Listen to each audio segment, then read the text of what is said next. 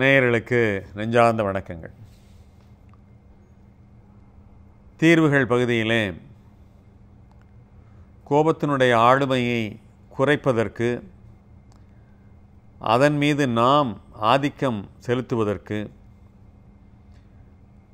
அதை கழுதையாக ஆக்கி ஒன்றுமில்லாததாக செய்வதற்கு, அதன் மீது ஏறி ஒரு குதிரையைப் போல சவாரி செய்வதற்கு எப்படி நம்முடைய அணுகுமுறைகளை மாற்றிக்கொள்ள வேண்டும் என்பதை பற்றி சில காலமாக நாம் பேசி வருகிறோம், சிந்தித்து வருகிறோம்.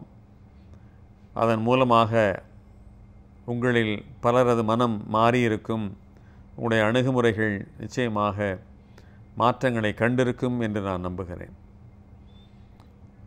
எல்லோரும் கேட்கிறார்கள், யாருக்கு கோபம் வரவில்லை? எல்லோருக்கும் வருகிறது. ஏன், ஆண்டவனுக்கே கூட கோபம் வந்ததே. சிவன் கூட கோபப்பட்டிருக்கிறானே. தன்னுடைய மாமனார் தன்னை மதிக்கவில்லை என்பதற்காக அவன் கோபப்பட்டிருப்பதாக புராணங்களிலே படிக்கிறோம். தட்சன் என்கிற அவனது மாமனார் யாகம் செய்கிறார். அந்த யாகத்திற்கு மாப்பிள்ளையை முறையாக அழைக்கவில்லை. அந்த யாகத்திலே ஒரு குறிப்பிட்ட ஒரு விஷயம் உண்டு, அதிலே சிவனுக்கு பெருமை சேர்க்க வேண்டும். அதையும் அவன் செய்யவில்லை. பார்வதி கேட்கிறாள், பரவாயில்லை வாருங்கள் என்று. இல்லை, என்னை மதிக்காத இடத்திற்கு நான் வருவதாக இல்லை, ஏன் அவரை என்னை புறக்கணிக்கிறார் என்று கோபப்படுகிறான். சரி, நானாவது போய் வருகிறேன் என்று பார்வதி சொல்லுகிறாள். உடனே பார்வதிக்கு அனுமதி கிடைக்கிறது. ஆனால் பார்வதிக்கு அங்கே போகிற போது அவளுக்கும் அங்கே மரியாதை கிடைக்கவில்லை. உடனே அவளும் கோபப்படுவதாக சொல்லுகிறார்கள். இதைத்தான் சிவத்தாண்டவம் என்று சொல்லுகிறார்கள். கோபப்படுவதற்கு இலக்கணமாகவே நெற்றிக்கண்ணையே திறந்து விட்டான் என்று சொன்னால் அது கோபத்தினுடைய உச்சம், அது சிவனுக்கே உரியது என்று சொல்லுகிறார்கள். கோபத்தினுடைய அடையாளமாக சொல்லுகிற பொழுது ருத்ரதாண்டவம் ஆடிவிட்டார் என்று மனிதர்களை பார்த்து கூட சொல்வதுண்டு.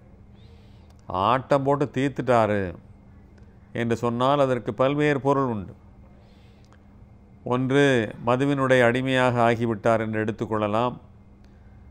அல்லது ஒரு கல்யாணத்தின் போது ஆட்டம் போட்டு தீர்த்து விட்டார் என்று சொன்னால் அது ஆடம்பரத்தினுடைய அறிகுறியாக கொள்ளலாம். ஆனால் ஆட்டம் போட்டு விட்டார் என்று சொன்னால் அது பெரும்பாலும் அது கோபத்தை குறிப்பதாக இருக்கிறது. வயதிற்கு உரிய மரியாதை தருகிறவர்கள் என்று சொன்னால் உலகெங்கும் இருக்கிறது என்றாலும் கூட ஜப்பானியர்களிலே தான் வயது என்றால் அவர்களுக்கு ஒரு தனி மரியாதை வைத்திருக்கிறார்கள். அதே போல செல்வாக்கு மிக்கவர்களுக்கு உலகெங்கும் மரியாதை இருக்கிறது. பணம் வைத்திருக்கிறவர்களுக்கு உலகெங்கும் மரியாதை இருக்கிறது, அவர்களுக்கு முன்னுரிமை தரப்படுகிறது. ஆனால் வயதிலே மூத்தவர்கள், செல்வாக்கு மிகுந்தவர்கள், பணம் நிறைந்தவர்கள், இவர்களிலே பெரும்பாலானவர்களுக்கு ஒரு குறை இருக்கிறது. இவர்களுக்கு ஒரு விதமான மனப்பான்மை, காம்ப்ளெக்ஸ், அது உயர்வு மனப்பான்மை என்று சொல்லலாம், தாழ்வு மனப்பான்மைக்கு நேரானது. இவர்களை, இத்தகைய பின்னணியில் வருகிறவர்களை நாம் சரியாக பொருட்படுத்தாவிட்டால் அவர்களுக்கு அவ்வளவு கோபம் வருகிறது. என் வயதிற்கு ஏன் மரியாதை கொடுக்கவில்லை? நான் யார் தெரியுமா? என்னுடைய செல்வாக்கு தெரியுமா?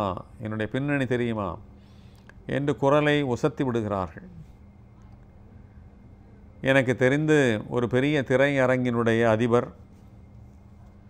அவர் ஒரு நிகழ்வுக்கு, எந்த நிகழ்வாக இருக்கட்டும், அது ஒரு அரசியல் கூட்டமாக இருக்கட்டும், அது ஒரு இலக்கிய நிகழ்வாக இருக்கட்டும், ஒரு திரைப்பட விழாவாக இருக்கட்டும், நேரே முன்வரிசைக்கு வருவார். முன்வரிசையில் நின்று அப்படி இப்படி இருபுறமும் பார்ப்பார். யாரேனும் எழுந்து அவருக்கு இடம் கொடுத்தாக வேண்டும். அது பெரும்பாலும் நிகழும். சில இடங்களிலே இவ்வளவு தாமதமாக வந்தவருக்கு என்ன முக்கியத்துவம் என்று சில பேர் எழுந்திருக்க மாட்டார்கள். உடனே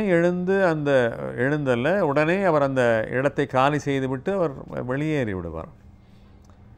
ஆக அவருடைய எதிர்பார்ப்பு என்னவென்றால், நான் முதல் வரிசையிலே மட்டும்தான் அமர்வேன். எனக்கு அந்த இடம் கிடைக்காவிட்டால் இரண்டாவது வரிசையிலே உட்கார்ந்து என்னுடைய பழக்கம் அல்ல. நான் யார் தெரியுமா என்கிற உணர்வு. ஒரு பத்திரிகையாளர்களே கூட ஒருவர் அப்படி இருக்கிறார். எப்பொழுதுமே முதல் வரிசை தான் அவருக்கு வேண்டும்.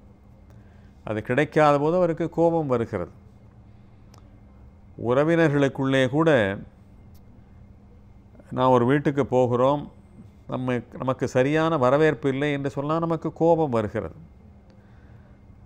வாங்கன்னு கேட்கல, உட்கார சொல்லலை, சாப்பிட சொல்லலை, ஒரு தவிச்ச வாய்க்கு ஒரு பச்சை தண்ணி குடிக்கிறியான்னு கூட கேட்கலை என்பதெல்லாம் ஒரு மனிதருக்கு அளவு கடந்த கோபத்தை தருகிறது.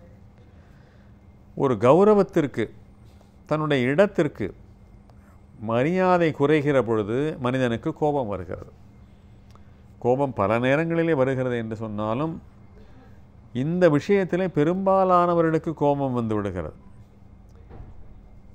இதை எப்படி நாம் சரி செய்து கொள்வது, இதை எப்படி மனதை சமாதானப்படுத்திக் கொள்வது, இப்படி நமக்கு உரிய மரியாதை நம்முடைய வயதிற்கோ நம்முடைய புலன்களுக்கோ சரியான மரியாதை உரிய கௌரவம் தரப்படாத போது எப்படி எடுத்துக்கொள்வது, எப்படி கோபப்படாமல் கலந்து கொள்வது என்பதை பற்றித்தான் நாம் தீர்வு காண வேண்டியவர்களாக இருக்கிறோம். இப்படிப்பட்ட சூழ்நிலையில் நமக்கு உரிய மரியாதை, உரிய முக்கியத்துவம், உரிய ஒரு அன்பான உபசரிப்பு கிடைக்காத பொழுது நாம் தவறான இடத்திற்கு வந்துவிட்ட தவறான மனிதர்களாக ஆகி போகிறோம். அதை டிஃப்ரெண்ட் ஏரியா என்று சொல்வார்கள். அது நமக்கானதல்ல. ஏதோ நம்முடைய அருமை தெரியாத இடத்துல போய் நாம் சிக்கி கொண்டு விட்டோம் என்று எடுத்துக்கொள்ளலாம். இரண்டாவது, அவர்கள் யார் என்பதை, தங்களுடைய பண்பு நலன்கள் என்ன என்பதை அவர்கள் வெளிப்படுத்துகிறார்கள். எனவே அவர்கள் தங்களை அடையாளப்படுத்திக் கொள்கிறார்களே தவிர நம்மை மதிக்கவில்லை என்பதை போன்ற பார்வை நமக்கு வேண்டியதில்லை. எனவே பார்வைகளை நாம் மாற்றிக்கொள்ள வேண்டும். நம்முடைய அருமை தெரியாத ஒரு இடத்திற்கு வந்துவிட்டோம், அவர்களுடைய பண்பு நலன்களை காட்டிவிட்டார்கள் என்பதை போல நாம் பார்வையை பார்த்து விட்டால், அப்படிப்பட்ட பக்குவத்தோடு பார்த்தால் நமக்கு கோபம் வருவதற்கு வாய்ப்பு இல்லை. இதெல்லாம் நமக்கு கிடைத்த ஒரு அரிய சந்தர்ப்பங்கள். மனிதர்களை உணர்ந்து கொள்ளவும் புரிந்து கொள்ளவும் நமக்கு கிடைத்த ஒரு அருமையான சந்தர்ப்பம். ஒரு திருமணத்திற்கு போகிறோம், நமக்கு போதுமான கவனிப்பு இல்லை, முக்கியத்துவம் இல்லை என்று சொல்லுகிறவர்கள் இருக்கிறார்கள். நிறைய பேர் அதை பற்றி புகார் செய்கிறார்கள். நான் கூட பல திருமணங்களிலே எனக்கு சரியான முக்கியத்துவம் தரவில்லை, அமர்விடம் தரப்படவில்லை, சாப்பிட கூப்பிடவில்லை என்றெல்லாம் வருத்தப்பட்டிருக்கிறேன்.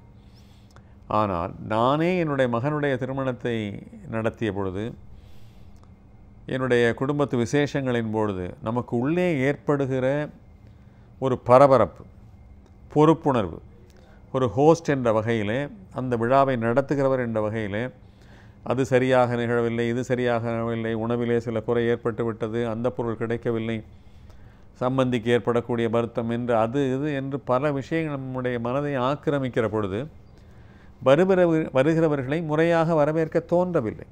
நம்முடைய உள்ளத்தை ஏற்கனவே ஆக்கிரமித்து கொண்டிருக்கிற விஷயங்கள் ஏராளமாக இருக்கிற பொழுது இந்த கண மனிதர்களாக நாம் இல்லை. எனவே அப்பொழுதுதான் நான் உணர்ந்து கொண்டேன், விழா நடத்திப்பார், அவருடைய துன்பம் உனக்கு தெரியும். இவ்வளவு நாளாக மற்றவர்களெல்லாம் நீ குறை சொல்லி கோவப்பட்டு கொண்டிருந்தாயே, இப்பொழுது புரிகிறதா விழா நடத்துவருடைய சிரமம் என்று எண்ணி பார்த்தபோது அதையே நான் ஒரு சமாதானமாக எடுத்துக்கொண்டேன். எனவே நாம் போகிற இடத்திலே நமக்கு ஒரு சரியான மரியாதை, முக்கியத்துவம் அல்லது சரியான கௌரவம் அளிக்கப்படாவிட்டால் ஏதோ பாவம் அவர்களால் முடியவில்லை, அவர்களிடத்தில் ஏதோ பிரச்சனை இருக்கிறது, அவர்கள் ஏதோ பிரச்சனைகளை சந்தித்து கொண்டிருக்கிறார்கள், அவருடைய மனசே சரியில்லை, எனவே அவர்களை வரவேற்கக்கூடிய உபசரிக்கக்கூடிய மனநிலை இல்லை, எனவே அவர்களுக்காக சில சதவீதங்களை கழிவாக டிஸ்கவுண்ட் கொடுத்து விடுவோம், பரவாயில்லை என்று அவர்களுடைய நிலையிலே இருந்து, அவர்களுடைய இருக்கையிலே இருந்து நாம் பார்த்தோம் என்று சொன்னால் அவர்களை மன்னிக்கக்கூடிய மனோபாவமோ அல்லது நடந்தவற்றையெல்லாம் பொறுத்து கொள்ளக்கூடிய மனோபாவமோ நமக்கு நிச்சயமாக வரும். எனவே இப்படிப்பட்ட உணர்வோடு நாம் மற்ற விஷயங்களை பார்த்தால், மற்ற சம்பவங்களை எதிர்கொண்டால், மற்ற நபர்களை எதிர்கொண்டால் நமக்கு கோபம் வருவதற்கு வாய்ப்பே இல்லை.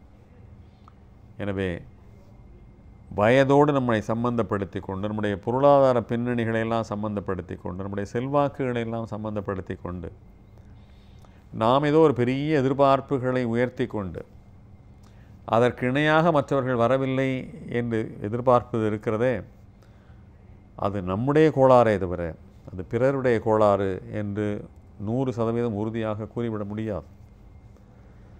எனவே கோபம் ஏற்படுவதற்கு நியாயமான காரணங்கள் இருக்க வேண்டும், வலுவான காரணங்கள் இருக்க வேண்டும்.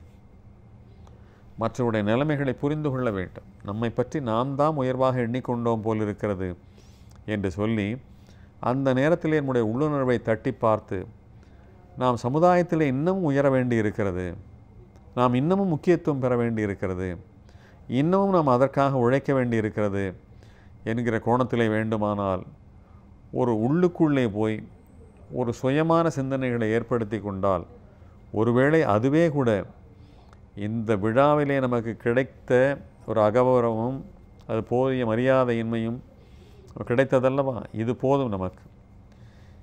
நாம் இன்னும் பெற வேண்டிய உயரங்கள், தொட வேண்டிய உயரங்கள் இருக்கின்றன என்பதை உணர்த்துகிற விதமாக இந்த விழாவை எடுத்துக்கொள்வோம் என்று நம்மீது உணர்வுகளை செலுத்தி அதன் மூலமாக நாம் வெளிவர முடியுமானால் அதுதான் கோபத்திற்கு நல்ல தீர்வாக இருக்க முடியுமே தவிர பிறர் மீது கோபப்படுவது என்பதிலே பொருள் இருக்க முடியாது. குறிப்பாக எனக்கு முக்கியத்துவம் தரவில்லை, மதிக்கவில்லை, எனக்கு கௌரவம் தரவில்லை என்கிற எதிர்பார்ப்பெல்லாம் கோளாறு நம்மிடத்திலே இருக்கிறது போல இருக்கிறதே என்கிற சுய சிந்தனை ஒருவேளை நமக்கு உதவும். எனவே இந்த வகையிலே இனிமேல் கோபப்படுவதை நாம் தவிர்க்க முடியுமா என்று பார்ப்போம். மீண்டும் சந்திப்போம் நண்பர்களே. வணக்கம்.